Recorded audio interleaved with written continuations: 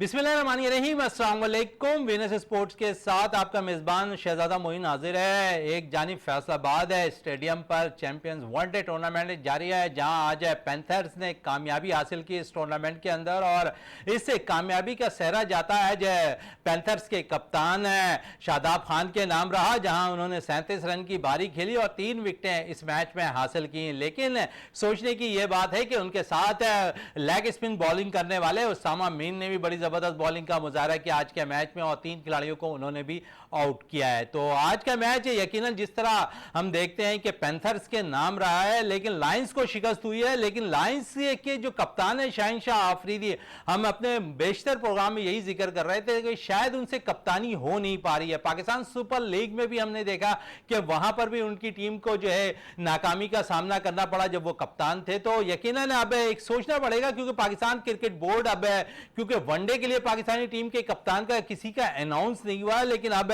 क्योंकि बहुत सी बातें आ रही हैं कि रिजवान तीनों फॉर्मेट की कप्तानी करेंगे, लेकिन उससे कबल ये लीग जो हो रही है इस वक्त वनडे टूर्नामेंट बड़ी अहमियत का हामिल है। इसमें पाकिस्तान क्रिकेट बोर्ड का कहना है कि हम अच्छे कप्तान भी ढूंढ रहे हैं, अच्छे खिलाड़ी भी ढूंढ रहे हैं। तो यकीनन एक अच्छा कप्तान और एक अच्छा खिलाड़ी अगर पाकिस्तान को इस टूर्नामेंट से मिल जाता है तो पाकिस्तान की खुशनसीबी होगी। जहां पर एक के जानिब हम देखते हैं कि फैसलाबाद में बड़ी जबरदस्त टूर्नामेंट का आगाज हुआ है, तो दूसरी जानिब है कराची प्रीमियर लीग का आगाज भी होने वाला है और नया नाजाबाद में यह टूर्नामेंट खेला जाएगा। 1 नवंबर से इस टूर्नामेंट का आगाज हो रहा है और 16 दिन तक यह टूर्नामेंट जारी रहेगा और इसमें 8 टीमें जो है इस टूर्नामेंट में शिरकत कर रही हैं और यकीनन इस टीम को जो मुख्तलिफ जो फ्रेंचाइज बनाए गए हैं वो भी बड़े जबरदस्त नाम है, वो नाम भी मैं आपको जरूर बताऊंगा उन 8 टीमों के।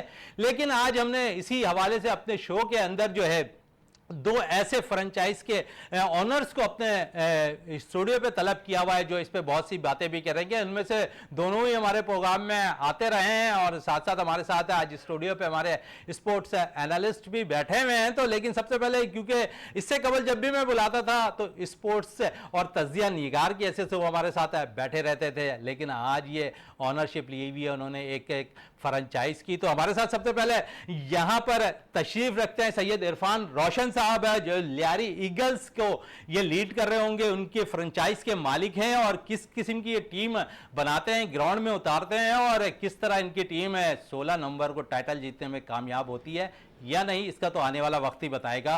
और साथ साथ क्योंकि यहां लियारी ईगल्स के लिए इरफान साहब बैठे हुए तो उसके साथ साथ गुलशन स्टालियंस के सलीम चांडियो साहब भी हमारे साथ यहां तशरीफ रखते हैं। ये भी ऑनरशिप इन्होंने ली हुई है गुलशन स्टालियंस की, तो वो हमारे साथ यहां तशरीफ रखते हैं, इनसे भी बात करेंगे कि क्या तैयारी इन्होंने इस टूर्नामेंट के लिए अब तक कर रखी है। और क्योंकि टूर्नामेंट में अब चंद दिन रह गए हैं और ये टूर्नामेंट एक अच्छी बात रहेगी कि कराची क्या पाकिस्तान के सबसे बड़े निजी चैनल पर जो है ये बाकायदा तौर पर लाइव नशर भी हो रहा होगा ये टूर्नामेंट, जहां से सबसे इंपॉर्टेंट चीज जो बात कही जाती है ना कि अगर खिलाड़ियों को परफॉर्मेंस देनी हो और मैच लाइव जा रहा हो तो उनकी परफॉर्मेंस में निखार आ जाता है।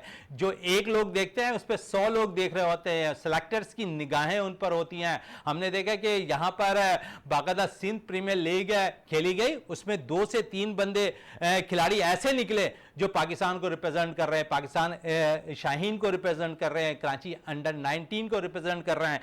तो साथ साथ है क्योंकि इन सारे मौजूदों पर गुफ्तगू करने के लिए हमारे साथ एक और शख्सियत भी मौजूद है और इकबाल मेमन साहब हमारे साथ हमेशा स्टूडियो पे मौजूद रहते हैं, स्पोर्ट्स एनालिस्ट है, वो हमारे साथ यहां मौजूद हैं। आज बहुत कुछ बातें भी करेंगे चैंपियन वनडे टूर्नामेंट के हवाले से, फिर कराची प्रीमियर लीग के हवाले से और सिंध प्रीमियर लीग के हवाले से भी हम जरूर बात करेंगे इस टूर्नामेंट के हवाले। तो सबसे पहले सैयद इरफान रोशन की तरफ चलते हैं क्योंकि एज ए एक्सपर्ट ही मेरे पास है, बैठते हैं काफी, लेकिन आज तो ऑनर इन्होंने ली हुई है एक फ्रेंचाइज की, लेकिन उससे कबल क्योंकि ये चैंपियंस वनडे टूर्नामेंट जारी है और इस हवाले से जरूर मैं इनसे पहले राय लेना चाहूंगा, फिर हम बाकायदा कराची प्रीमियर लीग की तरफ चलेंगे। इरफान साहब, क्योंकि आप हमारे साथ अक्सर स्टूडियो पे जो है एज ए एक्सपर्ट बैठते हैं, बड़े अच्छे तजिया भी कर रहे होते हैं और एक बात मैं इनके लिए बड़ा मशहूर कह दूं, जब से ये हमारे पास तकरीबन 4-5 साल से मेरी इनसे वाकफियत है और 3 साल 3.5 साल के लगभग जब ये मेरे शो पे फर्स्ट टाइम आए थे तो उन्होंने एक लकब दिया था और वो लकब है मैं आपको जरूर बताऊंगा उस प्लेयर्स के लिए दिया था जो आज हर बच्चा और बड़े की जुबान पर है, और वो मैं बात कर रहा हूं इफ्तिखार अहमद की। और इफ्तिखार अहमद को चाचू कहलवाने का जो लकब दिया था मेरे ही शो पर बैठकर यहाँ पर इरफान साहब ने दिया था, तो इरफान साहब आज तो वो इफ्तिखार चाचू के नाम से मशहूर हो गए। आपने काफ़ी कहा कि चाचा कुछ नहीं करते, लेकिन चाचा तो अब डोमेस्टिक क्रिकेट और फिर यहाँ पर हम देखते हैं प्रीमियर लीग में भी रन करना शुरू कर दिया उन्होंने। जी जी सर, बिस्मिल्लाहिर्रहमानिर्रहीम। सर मेरे ख्याल से चाचू जो है वो दोबारा जवानी की तरफ वापस आ गए और जो है उन्होंने परफॉर्मेंस देना स्टार्ट कर दी है। खैर बड़ी खुशी हो रही है जो अभी जो कप चल रहा है, तो आज भी मैं मैच देख रहा था, शादाब खान ने तो खैर बहुत अच्छा परफॉर्म किया है। और सर मुझे सबसे अच्छी चीज़ इसके अंदर ये लगी कि आप देखें कि इनको थोड़ा डिफरेंट विकेट्स पे खिलाया गया है, वरना हम लोग मुल्तान और पिंडी, कराची और लाहौर इससे बाहर नहीं निकल रहे थे। फैसलाबाद में हो रहा है, वहाँ एक डिफिकल्ट विकेट है जिस पे इनको स्कोर करना पड़ता है, वहाँ खेलने को मिल रहा है। लेकिन सर 350 तो हो रहा है, लेकिन आप समझ लें फेलियर है ना, चेज नहीं कर पा रहे। हमारे पास जो सबसे बड़ा इस टाइम प्रॉब्लम आ रहा है वो यही आ रहा है कि हमारे पास पाकिस्तान में ऐसे प्लेयर्स नहीं निकल पा रहे जो आपको इतना ज़्यादा स्कोर चेज करके दें। क्योंकि आप समझ लें अगर हम यही इन्हीं प्लेयर्स को ले जाकर हम बाहर इनको खिलाते हैं वहाँ पर, तो कोई परफॉर्मेंस नहीं आती। आप समझें कि हम इंडिया का जो डोमेस्टिक होता है उसको आप देखें और हमारे डोमेस्टिक को देखें, तो हमें अभी भी बहुत कुछ सीखने की ज़रूरत है। हम अभी भी दुनिया में जितनी भी टीम्स हैं ना उनसे बहुत दूर हैं और हमें डे बाय डे लर्न करने की ज़रूरत है। और सबसे बड़ा अभी जो प्रॉब्लम आ रहा है पाकिस्तान टीम में, देखिए मुझे जो लगता है ना वो कैप्टन के ऊपर बहुत चीज़ें डिपेंड करती है कि कैप्टनसी पे वो किस तरह लीड करता है।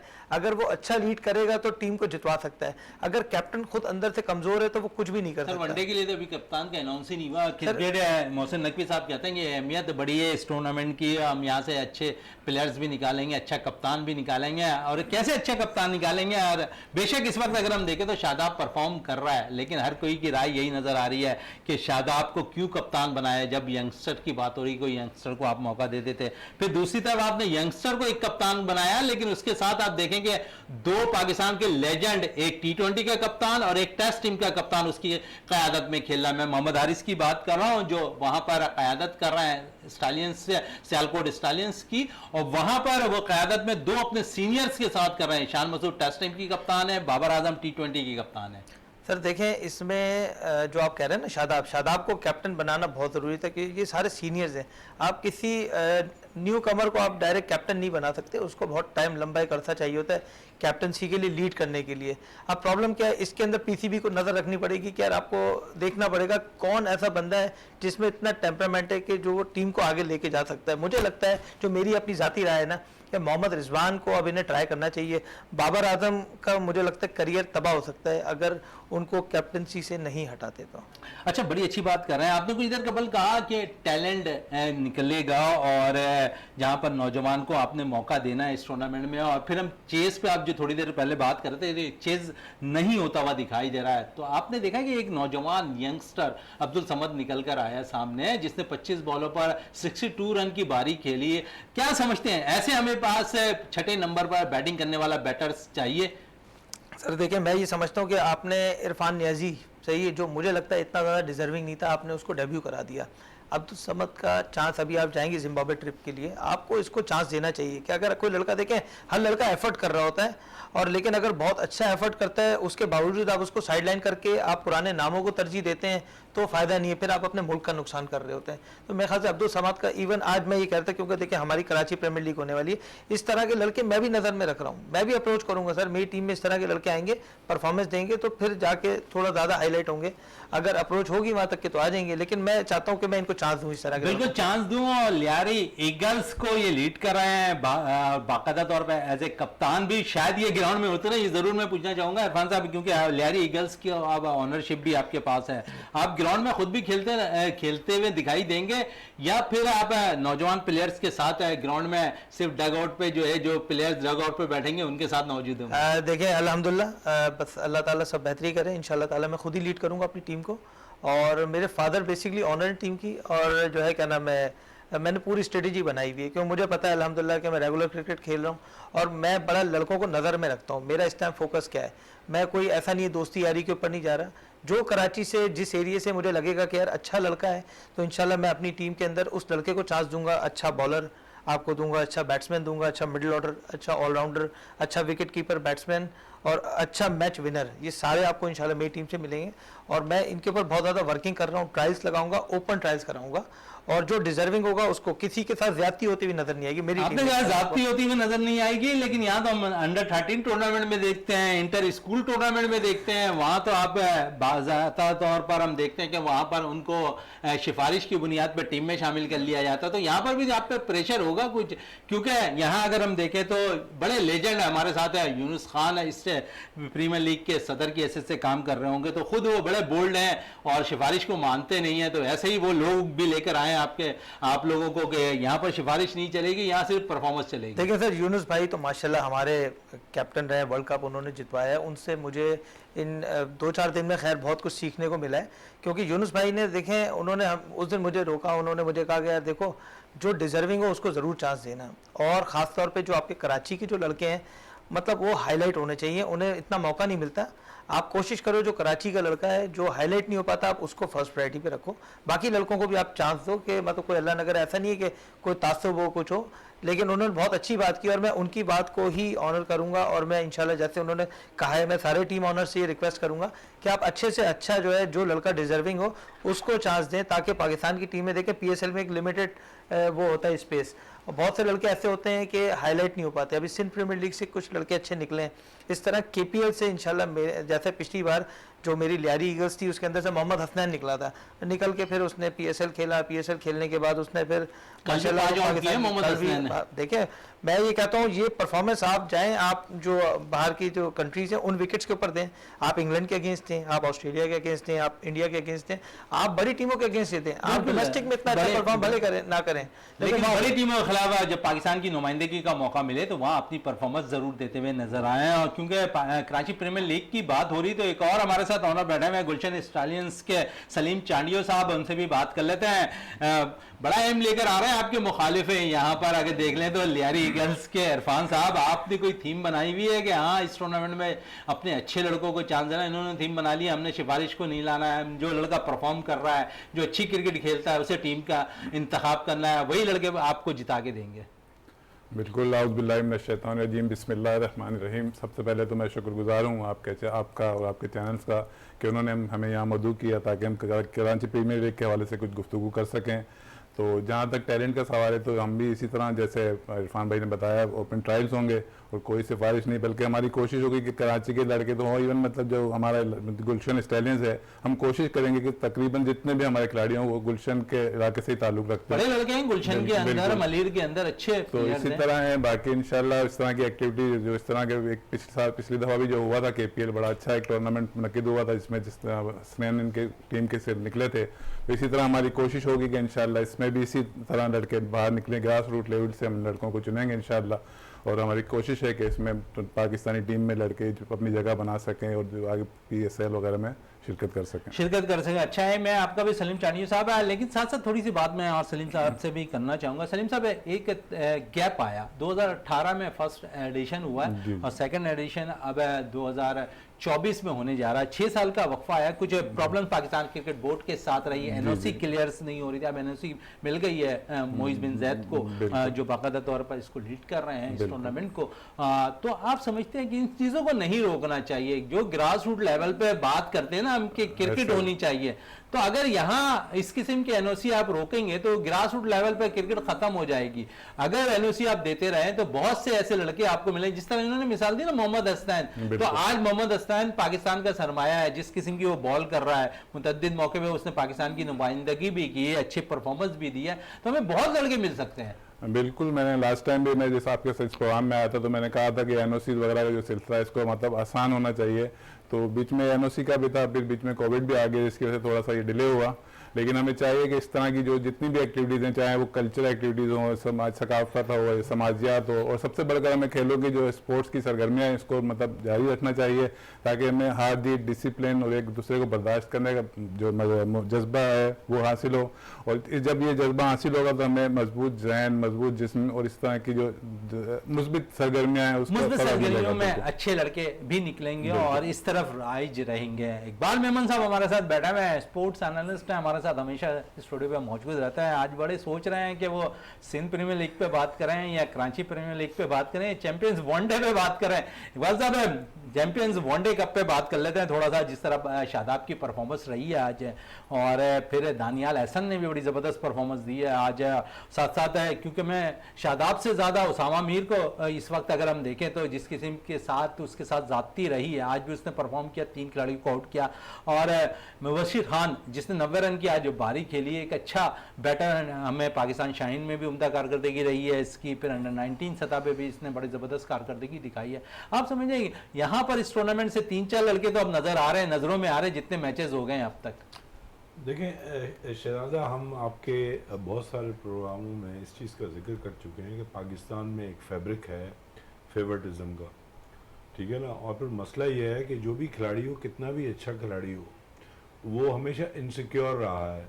तो प्रॉब्लम ये हो जाती है कि जैसे अब आपने शादाब की बात की या बाबर हैं, तो ये लोग जो है ना क्लिंग करते हैं, कहीं ना कहीं अपनी नेटवर्किंग कर लेते हैं। और ये तो खैर बेहतरीन खिलाड़ी हैं, लेकिन ये कि कुछ और खिलाड़ी हैं जो दरवाजे पे दस्तखत दे रहे होते हैं लेकिन उनको मौका मिलता नहीं है।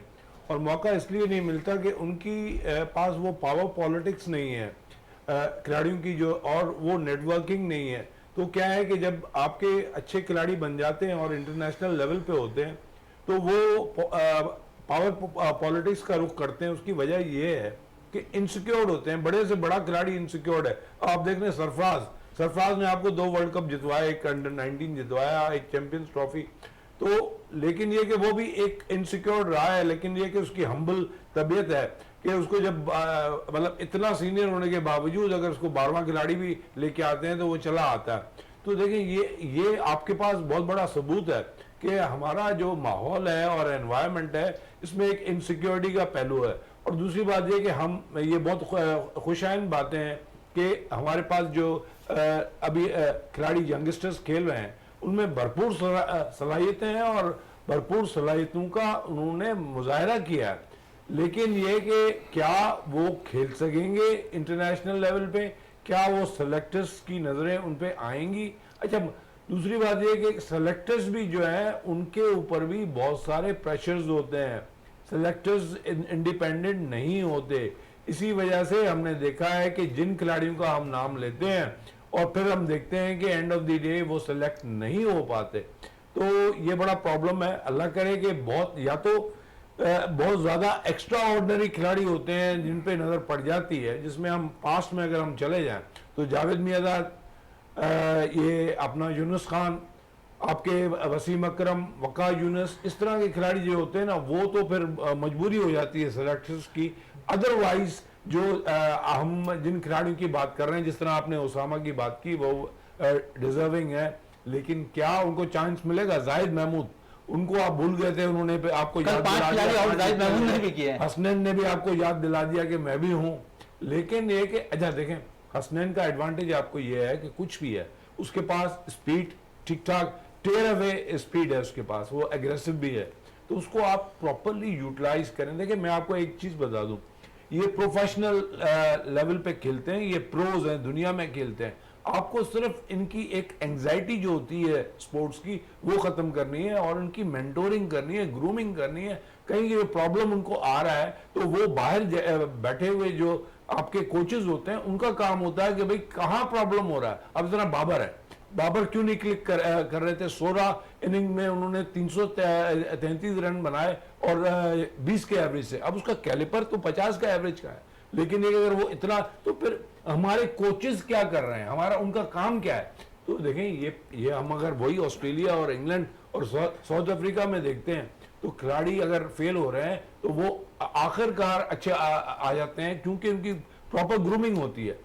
तो यही चीज़ हम अपने क्रिकेटर्स को, सेलेक्टर्स को कहेंगे, कोचेस को कहेंगे, पीसीबी को कहेंगे, people at the helm of the affairs, कि मेहरबानी करके इस पे नज़र रखें। और जो हमारे जूनियर खिलाड़ी हैं जो बहुत भरपूर तरीके से मेहनत कर रहे हैं, उनकी सलाहियत का बिल्कुल फायदा उनकी सलाहियत का फायदा उठाया और ये टूर्नामेंट वाकई सलाहियत जिन लड़कों के अंदर है वो परफॉर्म करें, क्योंकि पाकिस्तान क्रिकेट बोर्ड के चेयरमैन मोहसिन नकवी साहब ये कह चुके हैं कि जो परफॉर्म करेगा वो टीम में ज़रूर नज़र आएगा है। और साथ साथ क्योंकि कराची प्रीमियर लीग भी हो रही है और इससे कबल हम देखें तो सिंध प्रीमियर लीग भी हुई है और सिंध प्रीमियर लीग का दूसरा एडिशन भी अब होना है। और इस वक्त हमें इसी हवाले से ज्वाइन कर लिया है हैदराबाद से सीनियर स्पोर्ट्स एनालिस्ट है सैयद नदीम साहब ने। नदीम साहब बहुत बहुत आपका शुक्रिया शो में, और क्योंकि सिंध प्रीमियर लीग में काफ़ी एफर्ट आपकी रही है और अब कराची प्रीमियर लीग हो रही है और आज हमारे साथ दो ऑनर है कराची प्रीमियर लीग के बैठे हुए हैं जिन्होंने दो टीमें ली हुई हैं। लियारी ईगल्स के सैयद इरफान रोशन साहब हमारे साथ यहाँ मौजूद हैं, गुलशन स्टैलियंस के सलीम चांडियो साहब हमारे साथ यहाँ पर मौजूद हैं।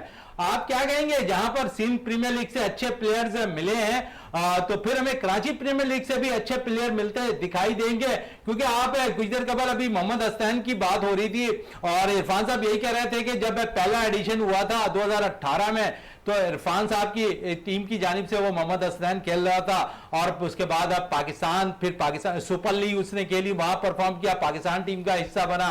फिर जाहिद महमूद की थोड़ी सी बात करें, क्योंकि मैं इसलिए दोनों प्लेयर्स की बात कर रहा हूं कि दोनों इंटरनेशनल से ताल्लुक रखते हैं और दोनों आपके इलाके से ताल्लुक रखते हैं और आप बेहतर जानते हैं इनके हवाले से, बल्कि मोहम्मद हसनैन को तो शायद आप बहुत करीबी जानते हैं। तो क्या कहेंगे इन प्लेयर्स के हवाले से और कराची प्रीमियर लीग के हवाले से क्या कहेंगे? सबसे पहले सिराज भाई तमाम लोगों को मेरा बहुत बहुत सलाम। वालेकुम अस्सलाम। वालेकुम अस्सलाम नदीम साहब। और जो आपने बात की है मोहम्मद हसनैन और जाहिद महमूद की, पहले मैं इस पे बात करूंगा कि मोहम्मद हसनैन और जाहिद महमूद ये ऐसे प्लेयर हैं जिनको देखे जो इकबाल साहब ने बात कही है कि इनको मेंटोरिंग की जरूरत है। अब मोहम्मद हसनैन 155 प्लस के बॉलर हैं और आप ये देखें कि जो वो बिल्कुल साइड लाइन हुए और बहुत कम ऐसे प्लेयर जो है पैदा होते हैं दीगर मुल्कों में देख लें या उसमें। अभी तो आजकल तो आपको जो 140 का जो बॉलर होता है वही टीम में नजर आता है। तो इसको सिर्फ जो टीम और टीम का है थोड़ा सा इशू और फिटनेस का भी था, बीच में बायोमैकेनिक्स भी इनकी थोड़ा सा उस पर भी वर्कआउट हुआ है। तो अगर ये पाकिस्तान क्रिकेट बोर्ड चाहे इनको मुसलसल कैंप में रखे और इनकी एज भी छोटी है, ये भी 23 से 24 साल के हैं, कोई इतनी ज्यादा एज नहीं है। तो ऑस्ट्रेलियन जो है वो फास्ट बॉलर है, तो इनके ऊपर वर्कआउट करना चाहिए। और अभी देखें उन्होंने अभी सबूत दिया है इस चीज का, चैंपियन कप में के 5 विकेट भी लिए हैं। ठीक है, थोड़े महंगे जरूर साबित हुए, वो 71 रन दिए उन्होंने 10 ओवर में, लेकिन आने वाले वक्त में जो है मोहम्मद हसनैन पर अगर वर्कआउट किया जाए तो ये खतरनाक और अच्छे बॉलर हो सकते हैं पाकिस्तान के लिए। जाहिद महमूद के लिए क्या कहेंगे? जाहिद महमूद देखिए, बिल्कुल मेरा उनसे ऐसे भी वास्ता है कि कहीं पर मैं पढ़ा रहा था तो वो स्टूडेंट थे और उस टाइम पे बड़े डिसाइड हुए थे कि भाई जो है मुझे चांस नहीं मिला, और अल्लाह पाक ने कर्म किया और जो है वो देखे कि पाकिस्तान टेस्टिंग का जो हिस्सा बने और अभी परफॉर्मेंस भी दे रहे। ये तमाम प्लेयर ही भाई उसका हिस्सा है, पोल का हिस्सा है, जो पाकिस्तान क्रिकेट बोर्ड का जो पोल बनाया हुआ उन्होंने प्लेयर का, उसका हिस्सा है। कभी कोई आ जाता है, कभी कोई आ जाता है, पर यह कि इनको भी खुद भी थोड़ा अपनी फिटनेस पे वर्कआउट करने की जरूरत है। अभी आप देखें कि हमारे जितने भी फास्ट बॉलर आए माजी करीब में, हामिद जमाल को देखें मतलब बिल्कुल टेस्ट सीरीज स्टार्ट होने वाली थी तो वो फिटनेस टेस्ट पास नहीं कर पाए। उससे पहले मोहम्मद अली अनफिट हो गए, एहसानुल्लाह अनफिट हो गए, शाहनवाज धानी अनफिट हो गए। सर डोमेस्टिक क्रिकेट नहीं खेलते ना ज्यादा, 5 डे क्रिकेट कहाँ खेलते हैं? सिर्फ वसीम अकरम ने एक बीर हमजा के लिए कहा कि ये 5 डे क्रिकेट का हमें बॉलर नजर आ रहा है, बाकी तमाम बॉलर को उसने रिजेक्ट कर दिया। एक लेजेंड है फास्ट बॉलर हमें ये कह रहा है कि हमारे पास है 5 डे क्रिकेट के लिए कोई फास्ट बॉलर जीनियन नहीं है। उन्होंने सिर्फ मीर हमजा के लिए बात कही है कि वो मुकम्मल तौर पर 5 डे क्रिकेट का बॉलर है।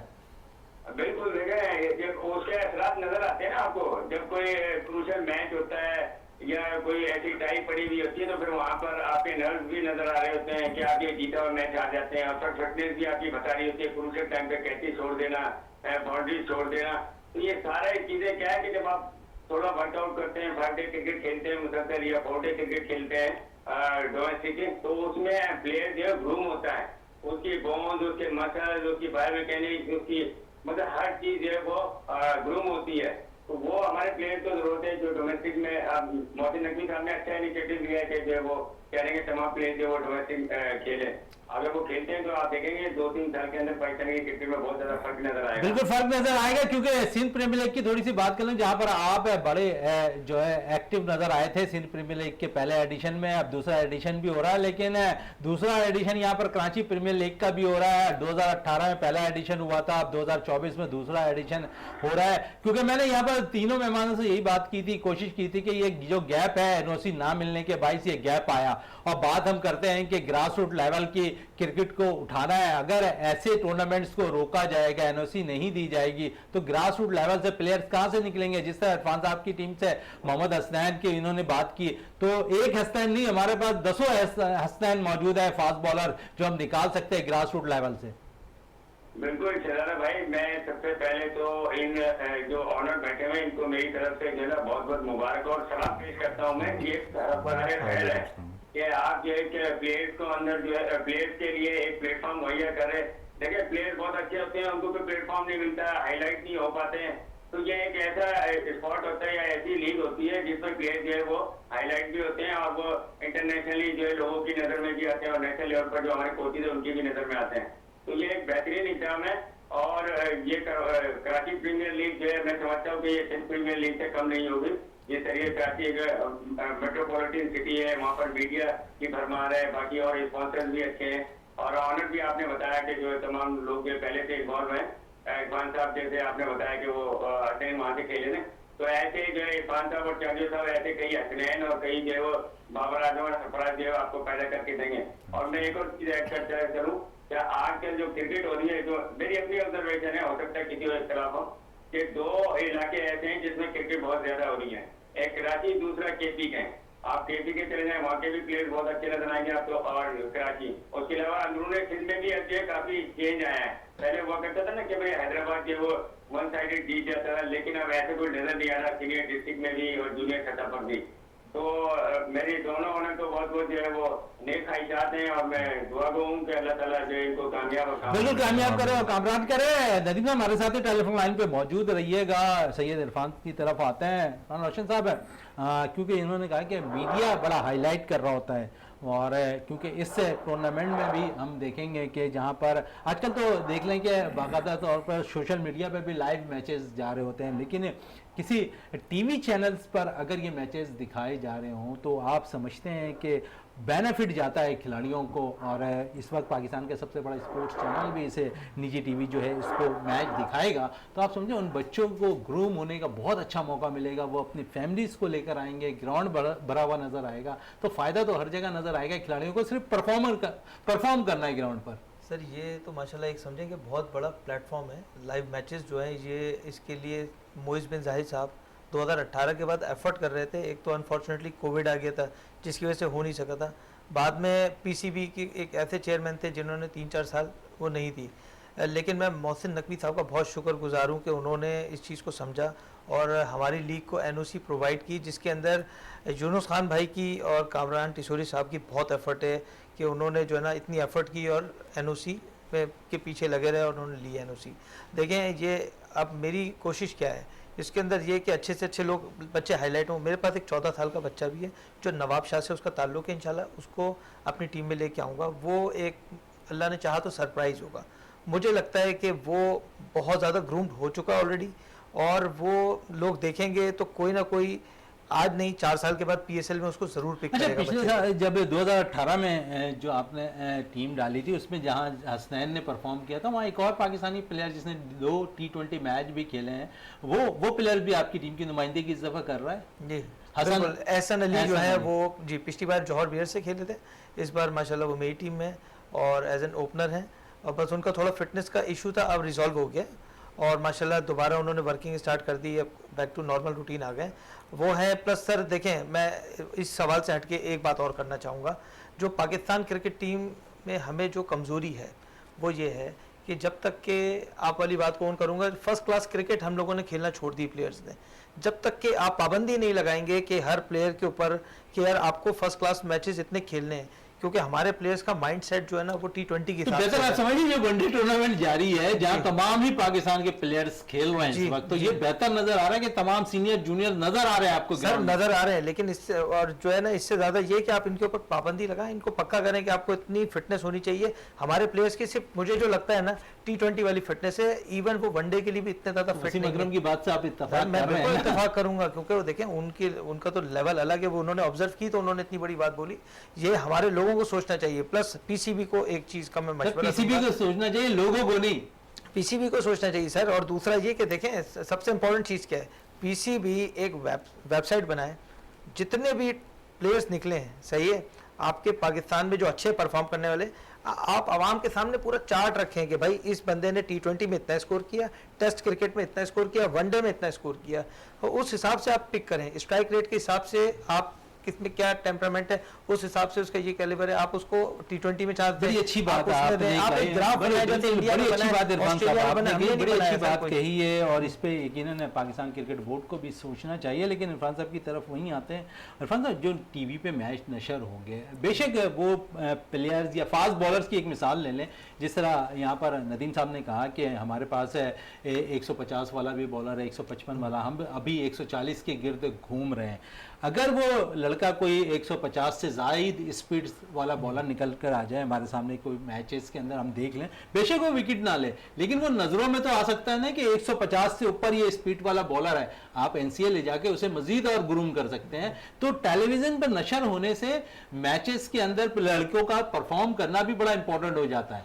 बिल्कुल वो हो जाता है। आपके पास अच्छे लड़के भी हैं, सब हैं, बात सारी क्या है कि देखिए निकल के भी आ जाएंगे, लेकिन आप उनको चांस कौन देगा। हमारे पास कोई लड़के नजर में भी होते हैं, लेकिन अनफॉर्चुनेटली उन्हें चांस नहीं मिल पाता। यूनुस खान वाली बात आ गई कि एक रेडी वाले से पूछ ले तो वो टीम बना लेगा, बिल्कुल, लेकिन देखिए- पाकिस्तान क्रिकेट बोर्ड के अहदेदारान को नजर नहीं आ रहा कि कौन से लड़के सेलेक्ट करने हैं। नहीं सेलेक्ट करना। अब आप देखें इंडिया की टीम की देखें ना, वो बी टीम भेजते हैं, सही, अपने जाहिर बात उनकी 1 अरब की आबादी है, बी टीम भेजते हैं, और उनकी बी टीम किसी अच्छी से अच्छी टीम को भी, जैसे श्रीलंका हो गई, उनको हरा के आते हैं, बांग्लादेश को हरा के आते हैं।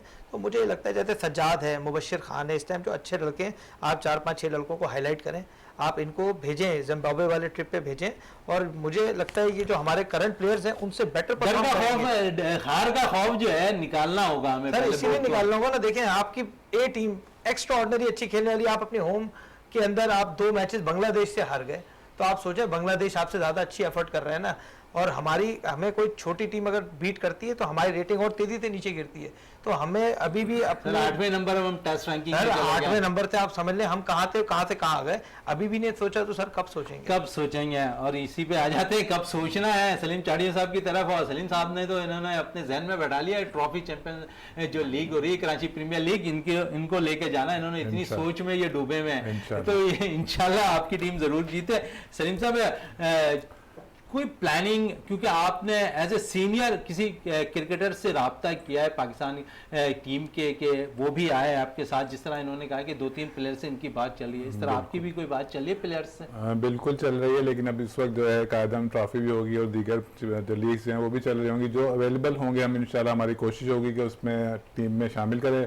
प्लस ये कि हम उसमें अपने मेंटोर्स भी कोशिश करेंगे जो अवेलेबल हो गए, मतलब कराची में हो गए या जिनके पास टाइम, तो हम उसमें मेंटोर्स भी अपनी टीम के लिए। बिल्कुल, बड़ी अच्छी बात इन्होंने कही मेंटोर्स की हैसियत से है, और क्योंकि ये एक ट्रैक चल गया है कि अगर मेंटोर होंगे तो वो खिलाड़ी को सही इस्तेमाल कर सकते हैं।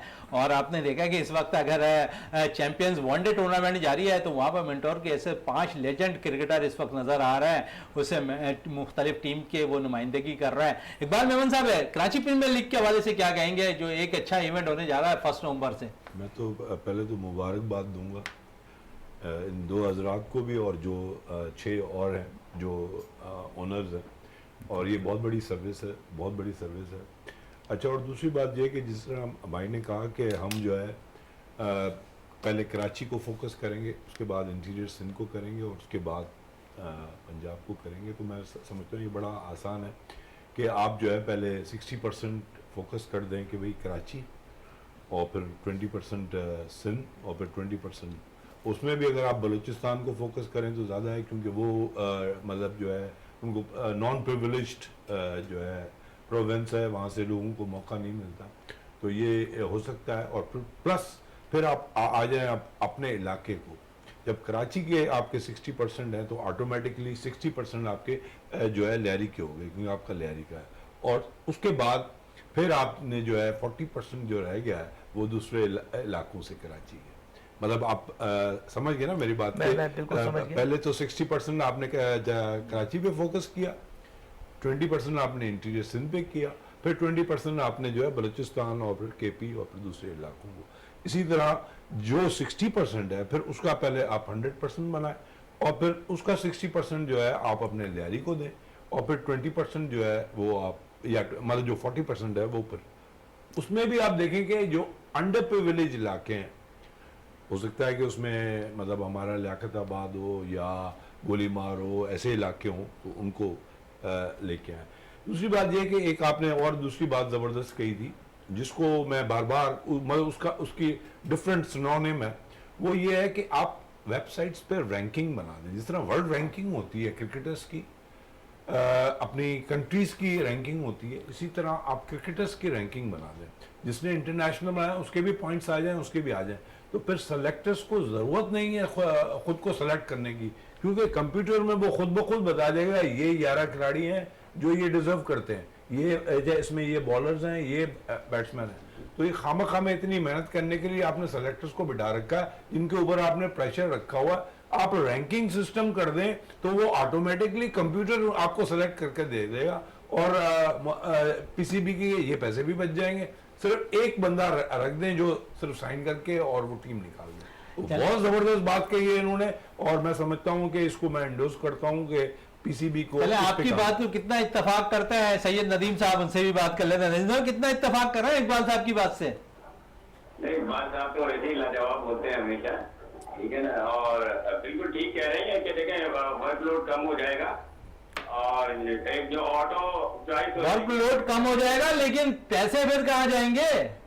वो नहीं देखें, वो तो अब पूरी दुनिया में एक कल्चर डेवलप हुआ हुआ है, जो सेलेक्टर्स होते हैं, पूरा एक उनका सिस्टम बना हुआ है।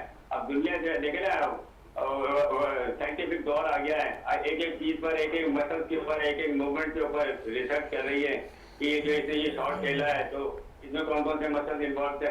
तो हमें भी थोड़ा कुछ ना कुछ तो हटके करना पड़ेगा अगर बेहतरी लानी है तो। हाँ नहीं, नदीम साहब आपकी बात को मैं बिल्कुल सपोर्ट भी करता हूँ, एंडोर्स भी करता हूँ और आपकी बात सही है कि जो खाना पूरी है, जो बजट को पूरा उन्होंने करना है तो वो सेलेक्टर्स भी बिठाएंगे उनको।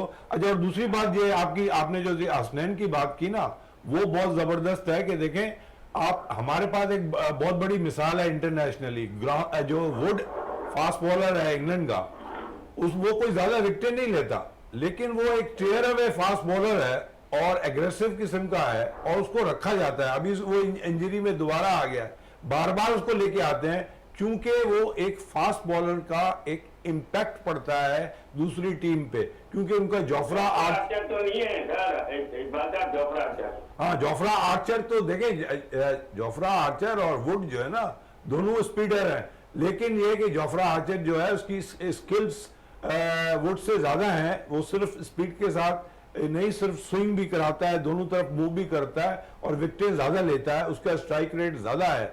और ये है कि इंग्लैंड को ये एडवांटेज है। तो हसनैन को अगर हम रखते हैं टीम में तो कम से कम हमने जो 4 खिलाड़ियों को फास्ट बॉलर्स को देखा तो उनकी तो मतलब कुछ टाइम के बाद 10 ओवर के बाद उनकी बॉल पहुंचती ही नहीं थी। चले इसी पे थोड़ी सी बात इरफान साहब भी करना चाह रहे हैं। जी इरफान साहब। अच्छा सर, इससे हटके एक बात और है, मेरे जहन में एक मशवरा है, क्योंकि आप बोलेंगे कि यार मैं नए मशवरे दे रहा हूँ, मशवरा नहीं, क्योंकि एक अच्छी बात मेरे जहन में आती है, मुझे लगता है मुझे शेयर करनी चाहिए। देखें, ये और भी चैनल्स पे शायद किसी ने बोली हो, मुझे लगता है जो इंग्लैंड की सॉइल है आपके पास पिच बनाने के लिए, ऑस्ट्रेलियन सॉइल है, आप अलग अलग ग्राउंड्स में अलग सॉइल के ऊपर अपने प्लेयर्स को ग्रूम करें। आपके पास ऑस्ट्रेलियन सॉइल के ऊपर भी यूज टू होने चाहिए। जब आप ऑस्ट्रेलिया का ट्रिप करें आपके प्लेयर्स, तो आपके पास इतना हो कि यार आपको पता हो वहां पे इस तरह का बाउंस आएगा, और उसमें आप लड़कों को इतना पक्का करें कि हम कहीं जाके अपनी, आपको पता है इंडिया में ये सारी चीजें होती हैं लेकिन वो हाईलाइट नहीं करते। क्यों? अगर ये ट्रिक हमें पता चल जाएगी फिर हम करेंगे। तो उन्होंने अपने लड़कों की हद तक की चीज़ महदूद रखी हुई है, उनकी पॉलिसी में ये शामिल है, मुझे पता है। लेकिन ये अगर पाकिस्तान वाले थोड़ी एफर्ट कर लें, बाहर की सॉइल ला के अच्छी विकेट्स बनाएं, हमारे पास एबटाबाद है, वहाँ के वेदर के हिसाब से आप ऑस्ट्रेलिया के विकेट बना लें, इंग्लैंड की बना लें, पेशावर में, सब जगह के अलग अलग विकेट बनाएंगे तो मुझे नहीं लगता हमारी टीम को कोई हरा बड़ा सकेगा। अच्छा इन्होंने मशवरा भी दिया और इसको पाकिस्तान क्रिकेट बोर्ड को भी सोचना चाहिए इससे चीज को। जी नदीम साहब, मैं भी पूछना चाह रहा था इनसे, इरफान साहब और चानी साहब, इसकी ड्राफ्टिंग वगैरह कब है आपकी ये कराची प्रीमियर लीग की? सर देखिए, ये 26 तारीख को है, अभी तक के ऑफिशियली अनाउंस नहीं हुआ। 26 तारीख को इंशाल्लाह ताला इसकी ड्राफ्टिंग हो जाएगी और उसके बाद एक हफ्ते का हमें टाइम दिया जाएगा, लेकिन फाइनलाइज जो है वो जाके 8 तारीख को होगा। हर टीम के आगे नाम आ जाएंगे कि भाई इस टीम के अंदर ये प्लेयर्स खेल रहे हैं, उसके बाद कोई चेंजेस नहीं हो सकेंगे। बिल्कुल कोई चेंजेस नहीं हो सकेंगे। लेकिन मैं, क्योंकि आप मोहम्मद हसनैन का काफी जिक्र कर रहे थे, लेकिन एक फास्ट बॉलर निकलकर सामने आया जिसको शायद पाकिस्तान क्रिकेट बोर्ड को भी अपने नजर में रखना चाहिए। पाकिस्तान से सबसे ज्यादा दराज का फास्ट बॉलर मोहम्मद जिशान की बात कर रहा हूँ, नौजवान है, यंग है और वो स्पीड से बॉल कर रहा है कि यकीनन उस तवज्जो उस पर मरकूज रखनी चाहिए। तो आप मोहम्मद जिशान के हवाले से क्या कहेंगे? पाकिस्तान शाहीन की भी नुमाइंदगी कर चुके हैं, पाकिस्तान अंडर-19 की भी नुमाइंदगी कर चुके हैं मोहम्मद जिशान। मुझसे कह रहे थे जी जी नदीम साहब आपसे। हाँ बिल्कुल, देखे बड़े स्पीडी बॉलर है और मैंने उनको मैचेस में देखा है। अभी अंडर-19 वर्ल्ड कप भी खेला था उन्होंने 7 बैग की कप्तानी में, तो बड़ा अच्छा प्रोस्पेक्ट है। उनको शाइन करने की जरूरत है, ग्रूम करने की जरूरत है। और दूसरा जो ये इन्होंने पाकिस्तान शाइन में रखा हुआ, तो इससे डेफिनेटली उनको कॉन्फिडेंस भी आएगा। चलिए कॉन्फिडेंस आएगा, क्योंकि वक्त हमारे पास थोड़ा सा नदीम साहब कम है। आखिरी आपसे एक सवाल करना चाहूंगा। आज कौमी हॉकी में एक बड़ा हुआ कि हम सेमीफाइनल चीन से हार गए और आखिरी पेनल्टी के स्ट्रोक पे हम कोई भी गोल नहीं कर पाए और चीन ने 2 गोल कर दिए। तो क्या कहेंगे हम, जबकि अगर हम देखें तो जो राउंड के मैचेस थे वहां हमने 5-1 से शिकस्त दी थी चीन की टीम को और आज बिल्कुल मुख्तलिफ रही टीम पाकिस्तान की। देखिए ये वही नर्व्स का खेल हो जाता है जब कोई अच्छा मैच होता है या सेमीफाइनल या फाइनल होता है। ठीक है, पेनल्टी शूट आउट में पाकिस्तान जो है वो बिल्कुल ही जो एक भी गोल नहीं कर पाया। और ये चाइना मुल्क है जिसको हॉकी हमने सिखाई है, मतलब पाकिस्तान सिखाने वाला है। सर क्रिकेट भी हमने बहुत सी टीमों को सिखाई है। हाँ बिल्कुल, अब थोड़ा सा बेहतरीन तो ये है और डेफिनेटली अब पाकिस्तान जो है पहले तो इंडिया से भी 7-8 गोल से आ जाते थे, तो वो 2-1 हारे, चाइना को जीता, कोरिया को जीता, बाकी 2 मैचेस ड्रॉ किए थे। तो उम्मीद है कि थोड़ा टाइम लगेगा, चला जो वो बेहतरीन। चले उम्मीद है कि थोड़ा टाइम लगेगा। टीम जीतने की कॉम्बिनेशन पर आती हुई नजर आ रही है। जब से अजलान टूर्नामेंट में हमने देखा कि टीम है जो विक्ट्री स्टैंड पर नजर आई थी। नदीम साहब आपका बहुत बहुत शुक्रिया विनेस स्पोर्ट्स में टाइम देने का। इरफान साहब से आखिरी सवाल लेता है। इरफान साहब कुछ अपनी थीम बता दें आखिरी इस टूर्नामेंट के हवाले से जो कराची प्रीमियर लीग हो रही है, कि हाँ ठीक है हमारे लड़के अच्छे, हम टाइटल जीत के जाएंगे। इंशाल्लाह सर, जाहिर बात है टीम इसीलिए लिए क्योंकि जीतना चाहते हैं। पिछली बार नहीं जीत सके थे, इंशाल्लाह बाकी अल्लाह के हाथ में। पिछली दफा नहीं जीत पाए, लेकिन इस दफा जीतने की कोशिश करेंगे। चांडिया साहब आपकी भी तो ख्वाहिश, क्योंकि आप बड़े डूबे में हैं और लग रहा है कुछ प्लानिंग कर रहे हैं अभी से आप। नहीं बिल्कुल, हर एक की कोशिश होती है कि इंशाल्लाह वो अच्छे से अच्छा अपना वो करे। तो हमारी भी कोशिश है कि हम अच्छे से खेल पेश करें और हमारी भी ख्वाहिश है कि हम ये टूर्नामेंट जीतें। इकबाल साहब इस दोनों की नेक ख्वाहिशात को आप क्या कहेंगे? बहुत ज़बरदस्त है और मुझे तो मतलब बहुत खुशी हो रही है और मेरे लिए बहुत बड़ी बात है कि ऐसे अशखास के साथ मैं बैठा हूँ जो है बहुत बड़ी सर्विस दे रहे हैं क्रिकेट को। और इनकी जो बातें सुनी है मैंने, तो जिससे मुझे लगता है कि उम्मीद है कि पीसीबी जो है हमारी बातों पे अमल करने की कोशिश करेगी और ये इंशाल्लाह ऐसे टूर्नामेंट कामयाब होंगे।